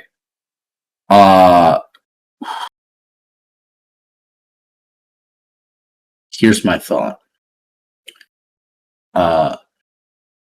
If we get law enforcement on her for something totally unrelated, right? Just like send like a noise complaint or like some bullshit accusation that just has cops go talk to her, right? Yeah. And see how she reacts afterwards. Because she, even with it being unrelated, if she decides to rabbit just to be safe, I think we got our lady. And even better, I think we can pick her up on the way and be like, hey, by the way. Or hire her and interrogate her on route. Yeah. We're looking for, hire a saboteur. I'm kind of curious what motivation she might have. Because, she's got the skill set. She had access during the time frame. But, like, why? What's the... Like, it wasn't devastating sabotage, right? Like, it wasn't like... It didn't set them back or anything. So then the question is, like, why do it in the first place? What was the goal? Revenge? Trying to get them... diminish their reputation? I don't know, Okay. She's there at the bar? No. I'm gonna say that for your success is that you see her like she's leaving. Like she's finished up and paid, and but that you see her like as she's like walking back probably to her like I guess back to her flat. I don't know what you would call it. Not like no, what's it called? Bunk. Berth. Yeah, bunk. Yeah, like your berth would be. Okay.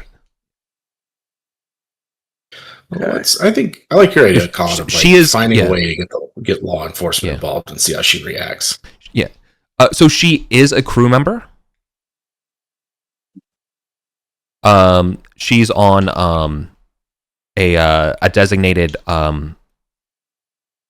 called Oricon.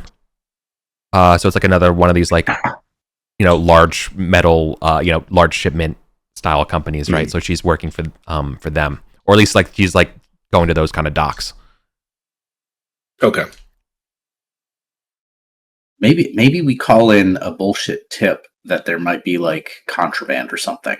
So you have like and like just cops all over searching the ship, interrogating the crew, the kind of shit that's going to be deeply uncomfortable for someone who just committed this kind of corporate sabotage. Which is a really dick move to the captain of this ship. I'll be honest. You're gonna, yeah. I was like, are you? I'm glad you brought that up because I was about to say, that's gonna ruin this guy. He's gonna make you're an enemy of this captain. Yeah, unless, do we cut him in and be like, hey, 1,000 credits? No, because then he's gonna ask why, and like, there's no. He's got why, yeah. Then we gotta split it. I mean, can we not make an anonymous tip? Or does they not have whistleblower protection? No, there's no whistleblower protection. Yeah. Okay.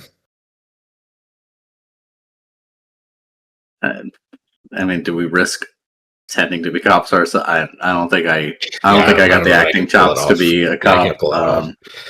Right. I think, yeah. Ooh, is there a, maybe not law enforcement, but like union paperwork, right? If there like some irregularities with your paperwork that you need to come down to the union office to clear up. Again, it like basically just to see where she jumps. Sure. Yeah. You're gonna have to lean on. Are you going to do this like through like an email kind of comms tour? How are you going to get this sort of message? Yeah. Spoofing that would be what I'm trying to say. I think being able to do that straight up is not an option unless you like work to spoof it or you lean on somebody like a friend or somebody or a contact you would know in the my instinct is to lean on someone and have them approach her informally. Be like, hey, just so you know, you might want to talk to your union rep. Because I heard that they're going through everyone's paperwork and like they're getting some irregularities and like you don't want to be pulled off the job. Yeah. Okay. That way we don't, because otherwise we have to like, I don't know how we would contact any like administration to help with getting them inspected. All right.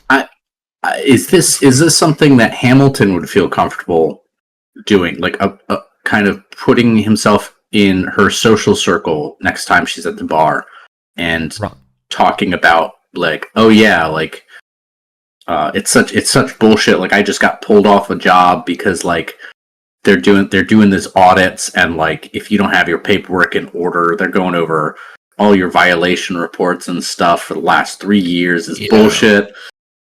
Yeah. I don't think your wife would do it just on principle. Even though she'd be like incredibly good at it, she's like, I'm not going to go spend my time bullying some poor girl at the, I'm not going to go bully. And flower of my soul, I would never ask that of you. Yeah. Hamilton certainly can. He can put himself in there, and especially it's like if the angle is like, hey, this is a tip, like the inspectors are coming out, they're be careful because some of the guys on our crew, they got busted and had to pay all these fines.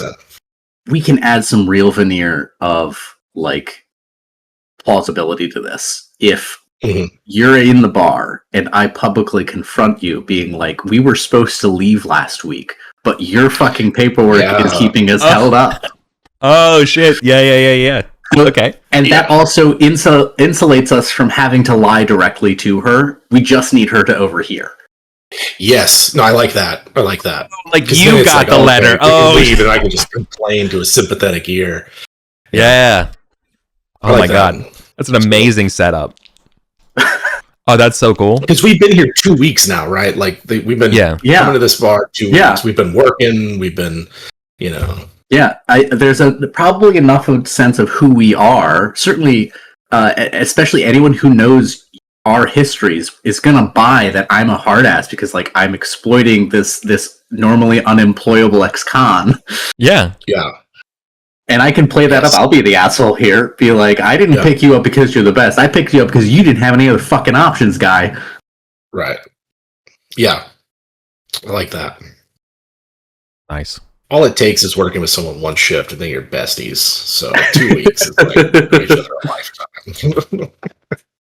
Well, yeah, especially you also got to think about it in terms of like just this crew and how fast like the shifts change, people go off and things like that. Like relationships are very fast here, and and then you just expect to like, hey, we can't get married. I'll see you around, or whatever.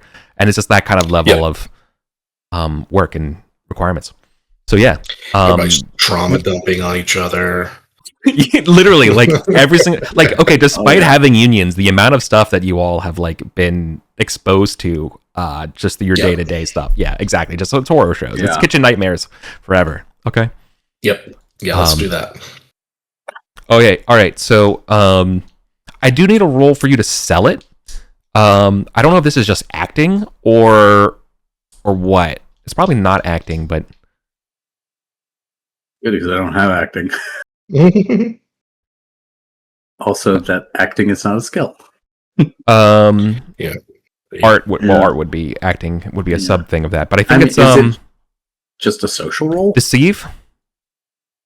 Well, I guess no, I guess it's not really. It's not really like you're not really like I don't know. You're not lying to them per se. Mm-hmm. You're just trying to sell your authenticity. Yeah. Yeah. Yeah. Carouse, maybe?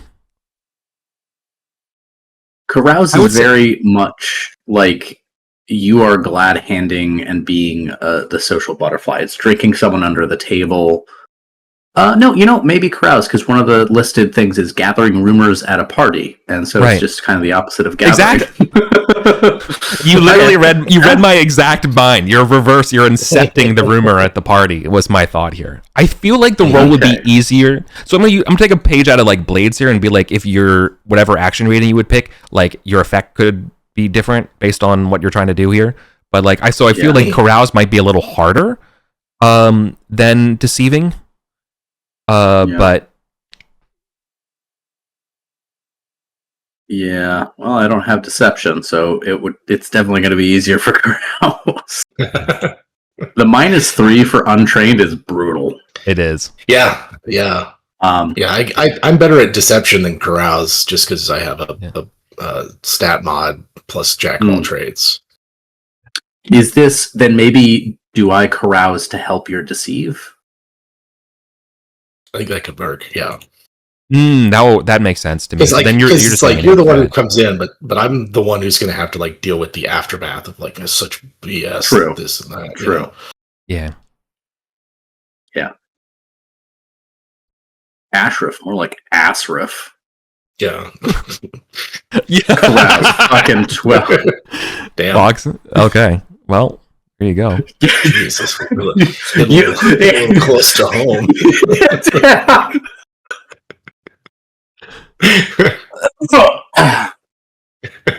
Ooh. So afterwards, you're like, you didn't need to bring my mugshot, man. Yeah, you didn't need to. Jeez, made it personal. It's like, have you seen I think you should leave when they're reading the text in court?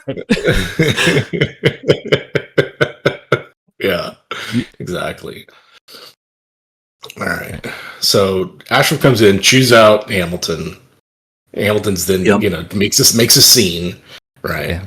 Like get your shit in order, like Yeah, if we're not leaving, like we're leaving next week, and if you're going to be on the ship, that's on your ability to unfuck your own paperwork. I'm tired of fucking carrying your prisoner ass. Yeah. You can imagine. Yeah. Exactly. Ashraf definitely like drops off actual paperwork that needs to be done. It's like I know that Hamilton's like a little behind on some of the paperwork, so I'm just using the excuse. Oh. Yeah. All right. So then go over to her. What was her name again? Aaliyah Brooks. Aaliyah. Yeah. I'm taking notes this time. Uh-oh. Yeah, dangerous. Ha! I even spelled it correctly. All right. So he's getting over there looking for a sympathetic ear. Talking about, oh, you gotta be careful. Did you do your paperwork? I forgot to fill out a form. Didn't check the right box. Now they're threatening all kinds of. They're gonna ground me and have the inspectors come by. Yeah. Audit my last specific time frame that would include her crimes. Yes. Yeah. Man. Oh, it's amazing. All right, then she will share back at you about how she's stressed out about working at Oricon and how she's getting pressured by some guy at Stern Metal. I thought they were rivals. I know, but it's complicated. Buy me a drink. Yeah. She's drinking. Let's see. What would be? She likes to drink. She likes a beer that you do not like. So what beer do you like? So I can think of the proper anti beer. And you're judging them for it. That's the important part. Yeah. I mean, I don't know what he likes. Are you are you a drink? Are you a drink of the people, like the Miller High Life kind of, the Miller High Port, made with the finest meadow wheat? Yeah. I imagine that Hamilton's tastes are eclectic, given most of what he drinks is recycled from shit, and so he's fine drinking just whatever swill they've got. Oh, so it's the other way around. So she kind of judges you, being like, "Come on, we're in the land of 41 beers. Like, what are you doing drinking the recycled shit that you can get anywhere?" And you're like, "Yeah." What's your answer? So what's your answer when she gets up to go get you the drink? I think just as this is what I've been used to. I haven't had a lot of time planet side, and I don't know many people. I think he's going to try to sell it as play up the patheticness of it, so that because maybe somebody opens up to someone that they don't really consider or regard too much, right? Like if he's just a down on his luck, techie, then it might be easier to get her to open up. Right. Okay.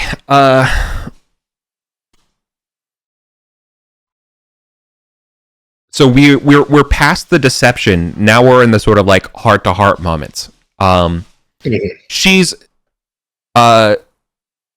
dodging the strong question that you need to push for her, because you just met. She's not gonna completely tell you, but you're getting the gist of it that Storm Metal has her by the arm for something in her past. They're making it hard for you to work at the Oricon? Yeah, they're threatening my paperwork, is what she says. Oh, tell me about it. Yeah. I guess at that point, it's just what'd you do to get on their shit list?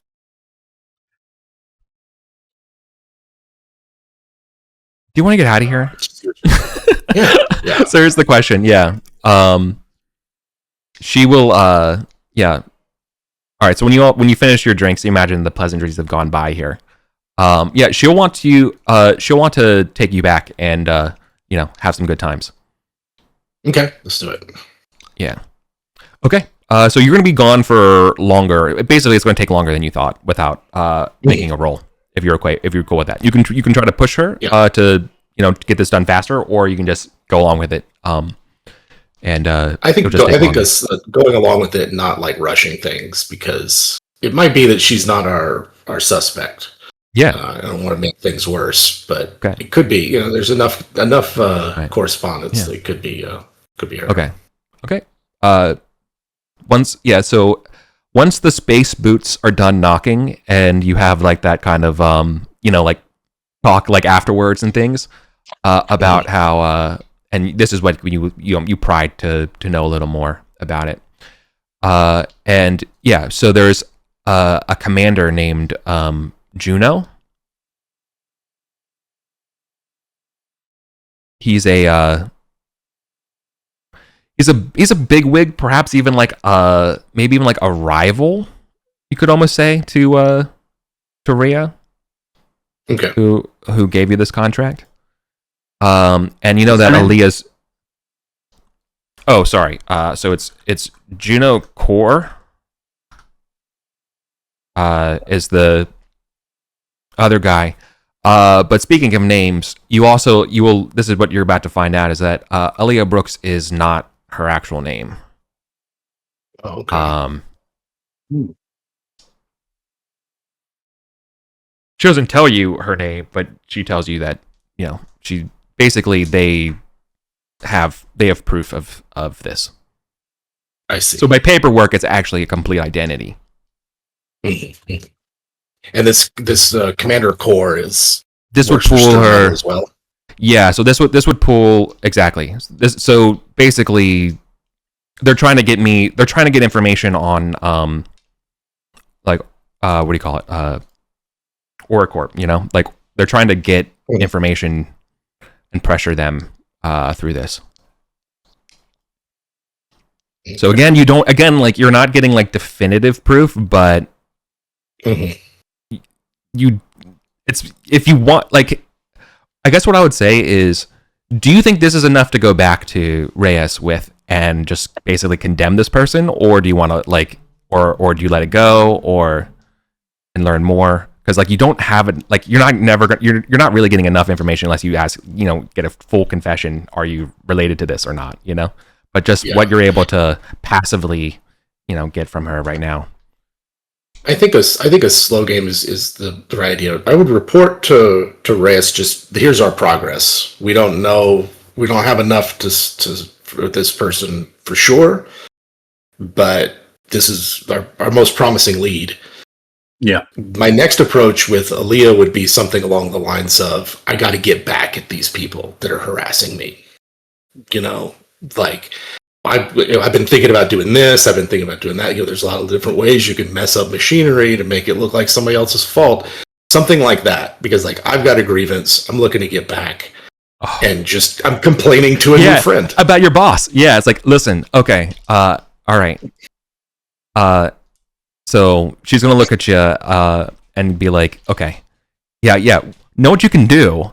And yes, she will mention one of the things about messing up the basically like your food storage and stuff like that, or like how to like mess up some passive things, which sounds remarkably similar to the types of sabotage that happen on okay. Help me to that. All right. Yeah, I was thinking something like that. So, yeah. Good to know. Yeah. I can't. These Dude, people just like run all over. It will take lives, like you can't like even a single rated what do you call it, life support specialist, midshipman, they're gonna lose a week just recycling through the algae net matrices, or like she's just describing like a small thing you can do to just like that it makes it look like there's a big problem when it's not, when it's just like that kind of stuff. Like she's not actually giving you harm, just like ways to be harmful, just ways to be annoying. That would create cascade effect, that kind of thing. But exactly. Yeah. Like it's actually remarkably clever. Like someone who like really knows their shit. Okay. So I think that's what we'll report to Reyes. Is just, this is our most promising lead. Here's what we've got to back it up. I don't know what their relationship is with this Commander Core. To be clear, do you tell this to Ashraf or Ramsar, or are you doing this unilaterally, like coming back, being like, because you have Reyes contact information? Yeah, I think because this is this is something that the crew was hired to do. Let them know, let Ashraf and Ramsar know before, because I don't necessarily want to be the one to tell them in case it comes back on me that I'm some kind of, you know what I mean? I'll do that, and I think Ashraf definitely agrees with your judgment on this, and it's going to be like, we'll give him an update. We'll keep on it a week, right? If we can't get any deeper by the end of this week, I don't know that we're going to do any better than their interrogation teams would. So we just hand her over. Yeah. I feel like what they're looking for is info, right? Like they're not looking for us to nab her or detain her or anything like that. No, again, they will handle everything. They will take care of their own. As far as it's concerned, Stormhill, this is an internal affair thing, right? Yeah. Like they want to quietly take care of this thing and just be done. And you're getting them basically like a little finder's fee for the name pointing, right? Yeah. Now, do you want? Yeah. So I feel like to push the envelope a little bit, Ramsa would probably not be cool with you pushing, Leah's name forward at this stuff. Just describe it as it's a rivalry and find evidence a different way. Leave her out of it. You know what they're gonna do to her, right? Like they're gonna just completely ruin her name, reputation, all that kind of stuff, right? She's not gonna have, So was she paid to do this or coerced to do this? That you didn't find out. Still remains to be seen. Whether she even did it or not, she just had this really good idea. All right. Yeah. Her birth was nice. Like her birth is relatively okay, right? But also you talked to her, and she's also like a level 3 rated, person, like who lives a pretty good life, right? So yeah. You're like, damn this ambiguity, right? Like it's not as open shut. Let's let Reyes know we have a lead, and we're just like we want to dot our I's, cross our T's before we give you the name. Mm-hmm. All right. Then let's probably stop there tonight. Okay. That's fine. Traveler. Cool. Yeah. Right. And I'm sorry, what was Leah's real name? You don't have that. You just have the she just implied that her identity is got it, forged. Right. Cool. Yeah. Okay. All right. So you could ask that next time.